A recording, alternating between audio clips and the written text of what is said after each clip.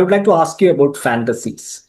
The question is, when are fantasies likely to become problematic? I'm talking about especially in porn. They have scenes which depicts incestuous relationship. All those things which in the conventional society we find very offensive.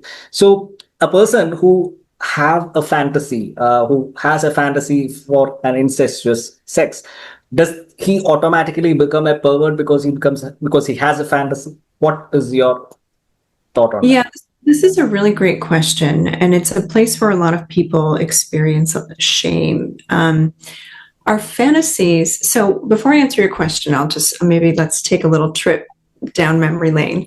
When you were a kid, did you ever play fantasy games like, good cop, bad cop, or cops and robbers, teacher, student, all of that stuff? Absolutely. Yeah. Okay. So why do we do that as kids? Because it gives us to explore ourselves, in a very imaginary world. It's fun. It's fun, and it takes us out of ourselves. It allows us to learn something about ourselves and about the world, right? This is how teachers act. This is how students act. We're playing with authority. We're playing with power. We're playing with, all kinds of ideas and emotional states. And when we're adults, we don't have a lot of space to do that. So our sexual fantasies often become a new place of exploration, play, and fun. And the thing about sex is that for a lot of people, it's not even really what they're fantasizing about that's so interesting and erotic, but it's the fact that it's so taboo that is the thing that's really interesting. So when we're talking about these super high alert kinds of fantasies like consensual non-consent, incest, anything that looks like aggression, I understand why people are concerned about that and why they would say, wow, this person fantasizes about that. That's not okay. Yeah. But we have to remember that the behavior, non-consensual behavior, is not okay.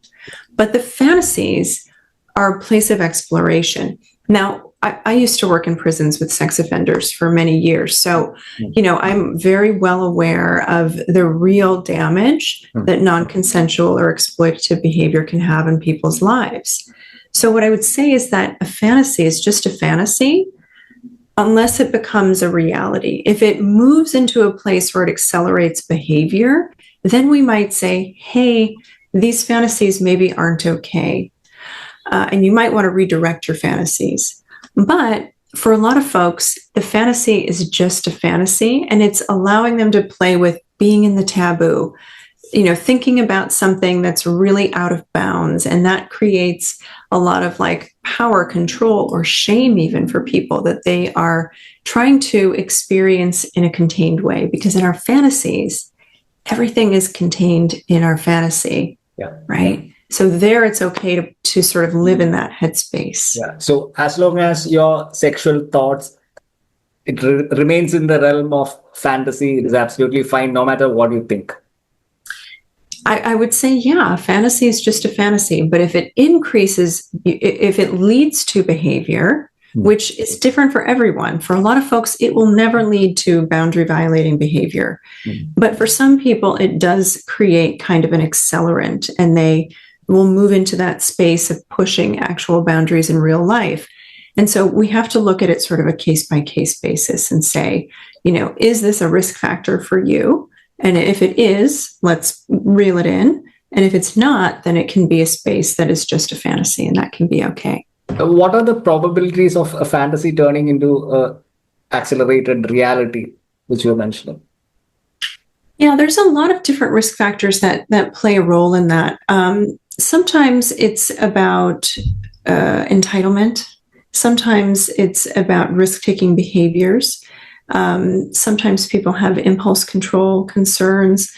Some people, really are looking to exert power over others in reality. And so, those are some of the risk factors. Substance misuse or abuse can be a factor that might compel behavior that someone doesn't intend to happen otherwise. So lots of variables can push that envelope. But I would say if those things are not happening for people in their everyday lives and the fantasies contained to fantasy, it can be an okay place to express some of your desires for things that might feel a bit out of bounds in real life.